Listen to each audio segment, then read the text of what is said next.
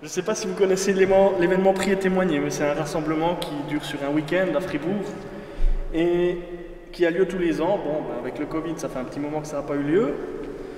Mais ce rassemblement propose diverses activités, mais surtout divers témoignages de gens qui sont des grands témoins, qui viennent parler de choses qui bouleversent leur vie, de leur témoignage de foi, de ce qui a changé leur vie. Moi, j'ai été marqué à Prier et témoigner par plusieurs témoignages, dont certains qui me reviennent en mémoire comme ça. Celui d'un homme qui était tombé dans la drogue de manière très dure, puis du jour au lendemain a découvert Dieu dans sa vie, puis a découvert cette lumière, cet amour, et ça l'a aidé à s'en sortir. Et maintenant, il va témoigner de ça, il va exprimer toutes ses difficultés, comment il les a surmontées. Moi, je trouve ça m'a beaucoup bouleversé. Ou alors je ne sais pas si Marion, Roberto, vous étiez là, mais le père Gris, qui venait de Paris, qui travaillait, qui avait une aumônerie, puis qui allait au bois de Boulogne, près des prostituées, faire du soutien, être là pour les écouter. Son témoignage, moi je l'ai trouvé bouleversant. Je ne sais pas si vous vous en rappelez, mais moi ça m'a vraiment retourné. Aussi longtemps que je m'en souvienne, j'ai toujours été quelqu'un qui était engagé en paroisse, ne serait-ce comme servant de messe. Roberto peut en témoigner, on a commencé en même temps, on a fini à peu près en même temps, et il se trouve qu'on a duré un petit moment. J'ai toujours grandi avec la conviction que Dieu existait. C'est jamais quelque chose que j'ai refusé, qui m'a été étranger. J'ai toujours été convaincu qu'il y avait un Dieu qui était parmi nous, qui nous aimait, qu'il m'aimait. La foi qui m'anime était bien sûr, quand j'étais plus petit, une foi très enfantine, que j'ai découverte en priant le soir avec ma maman, avec mes grands-parents. Puis elle s'est développée en grandissant dans plusieurs axes. Déjà un axe communautaire, comme je l'ai dit, en m'engageant comme servant de messe, comme catéchiste bénévole, puis comme lecteur, puis comme ministre de la communion, où j'ai pas eu un jour une apparition, une voix dans ma tête qui me disait « Samuel, ce que je veux pour toi, c'est ça ». Alors non, ça j'ai pas eu. Mais par contre, moi je suis persuadé que Dieu il nous parle. Dieu il parle dans nos vies, de plusieurs manières déjà, dans sa parole, dans la Bible. Je pense que ça vous est déjà tous arrivé de lire un passage de la Bible puis vous dire à quel point il vous parle aujourd'hui, à quel point ce message répond à une question que vous vous posez, à une situation qui est en vous. Ou alors simplement dans notre prière personnelle. On confie des choses au Seigneur, puis des fois, voilà, il y a peut-être une réponse qui arrive par des moyens détournés, on ne sait pas trop comment. Mais ce qui est important pour percevoir ces signes, c'est d'être à l'écoute, d'ouvrir ses yeux, d'ouvrir ses oreilles, mais surtout d'ouvrir son cœur. Ces signes, moi, je les vois comme des petites pierres blanches, finalement, qui sont aux intersections, qui nous aident à choisir la bonne, à aller sur le chemin qui est fait pour nous. Il peut arriver qu'on ne les voit pas, il peut arriver qu'on se trompe, mais si on est bien attentif, des fois, on a ce petit détail qui fait qu'on s'engage sur le bon chemin. J'arrivais à ma dernière année de gymnase, à Bienne, et j'étais à peu près sûr que mon choix était fait. C'est-à-dire que j'avais prévu de faire des études en bioethnologie à Neuchâtel. Et voilà, j'avais fait des visites, j'étais à peu près convaincu. Et il se trouve qu'à ce moment-là, quelques mois après, j'ai vécu un bon vieux passage à vide qui a duré à peu près 2-3 mois, pendant lequel j'ai planté à peu près tout ce que je faisais. Résultat, mon année était morte. J'ai pu refaire une année. Alors sur le coup, c'est vrai que c'était pas la joie. Et au final, cette année, ça a peut-être été la chance de ma vie. Parce qu'à devoir refaire des choses que j'avais déjà faites, à devoir apprendre des choses que j'avais déjà apprises, finalement, j'avais gagné quelque chose, c'était du temps. J'ai eu du temps pour moi, pour réfléchir. J'ai eu du temps pour prier, j'ai eu du temps pour méditer.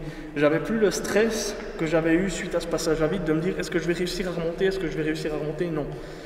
Du coup, j'ai eu du temps pour poser les choses.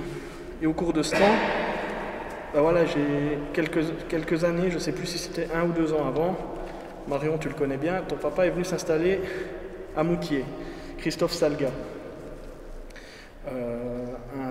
Un théologien en pastoral, ça s'appelait encore assistant pastoral à ce moment-là. C'était quelque chose que je ne connaissais pas. À Moutier, il n'y en avait pas avant.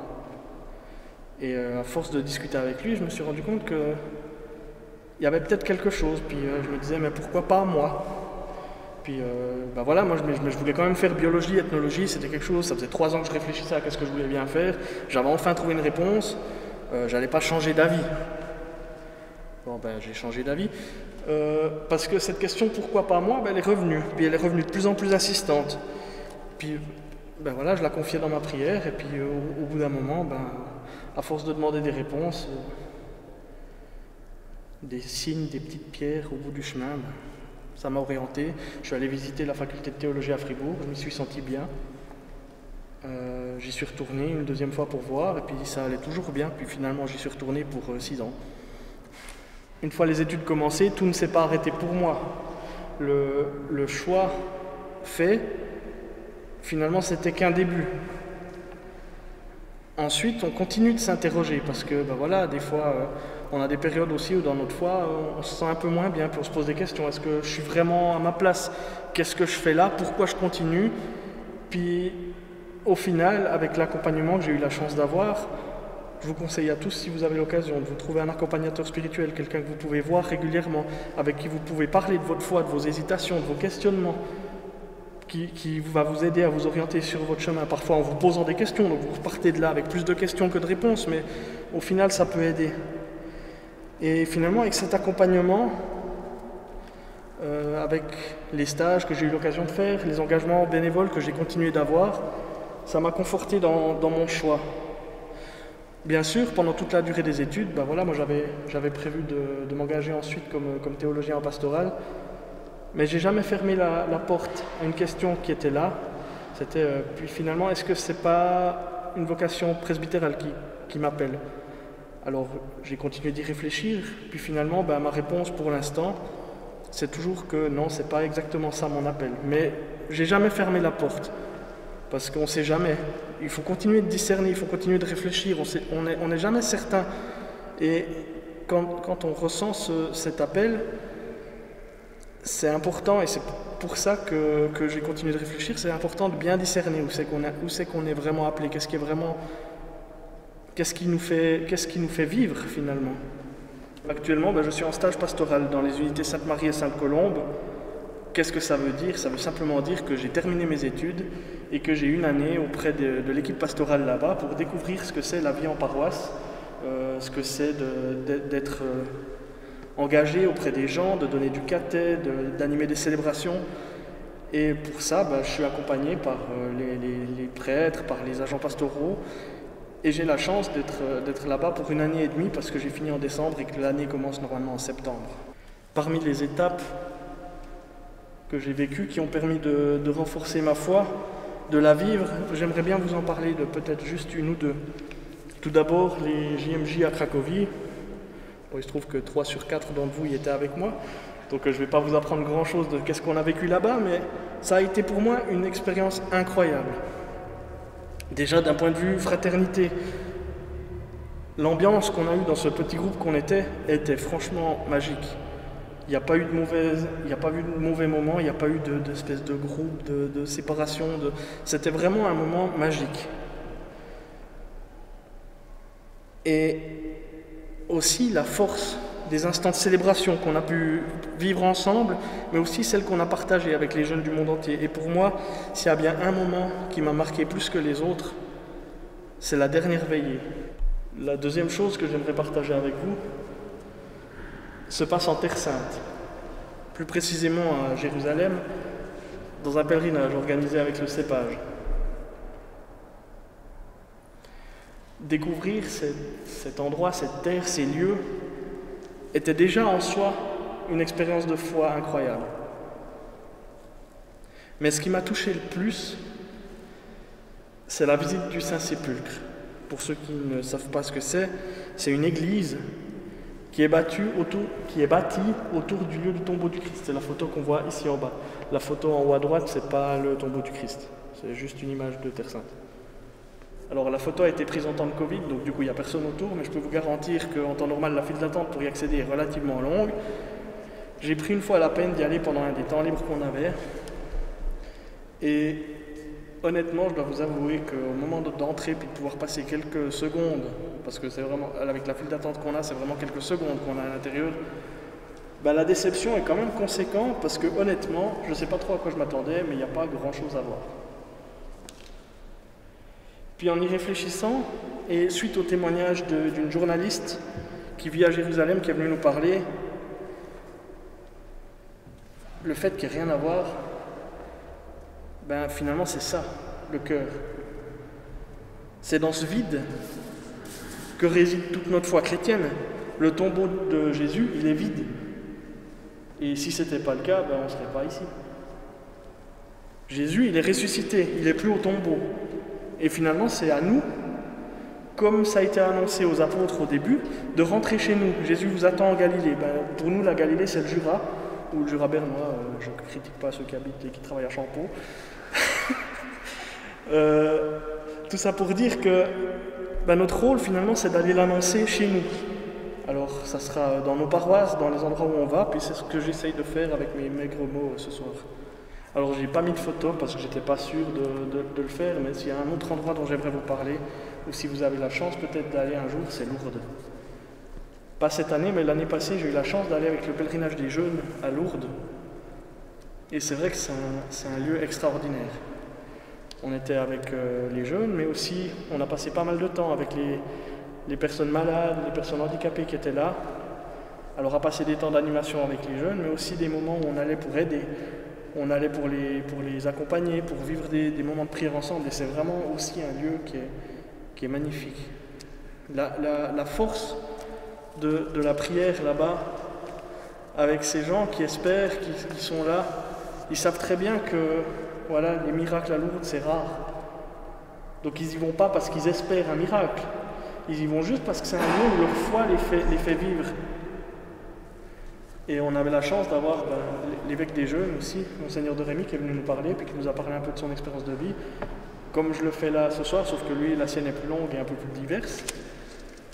Et c'est vraiment des lieux, donc Lourdes, la Terre Sainte, les JMJ Thésée, c'est vraiment des lieux qui, moi, me font vivre. Ce que j'espère pour vous, c'est que vous puissiez trouver ces lieux qui vous font vivre, font vibrer votre foi, vous aident à vous ressourcer puis à vous ancrer en Dieu. J'ai les miens, peut-être que les vôtres sont différents, et je vous souhaite vraiment de pouvoir les trouver. Puis je me suis rendu plusieurs fois au cours de ma vie avec mes parents à Thésée aussi.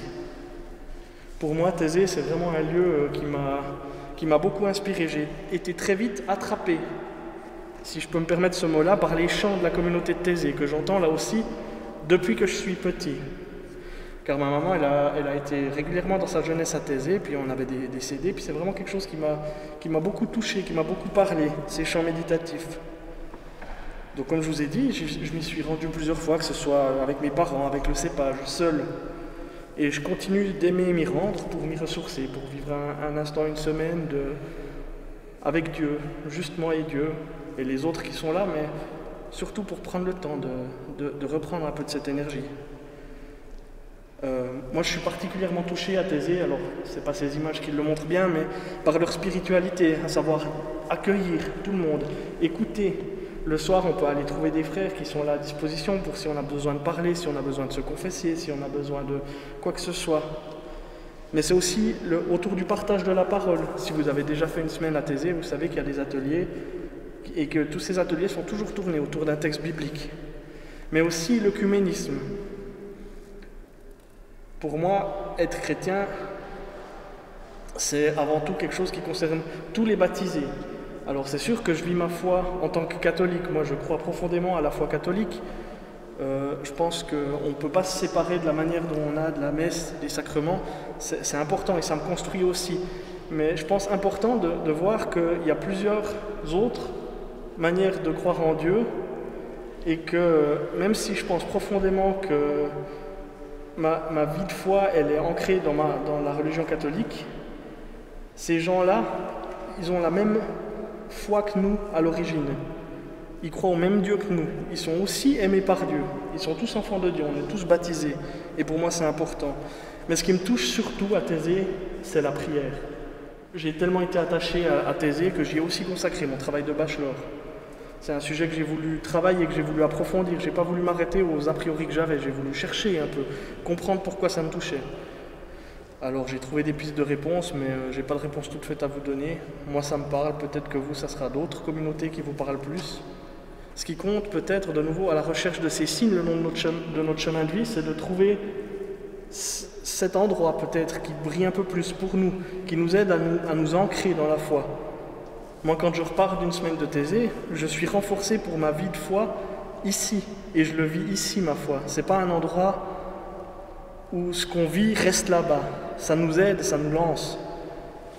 Je vous invite aussi à prendre un petit temps de prière pour que chacune et chacun soit à l'écoute de l'Esprit Saint, de ces signes, de ces petites pierres aux intersections dans sa vie.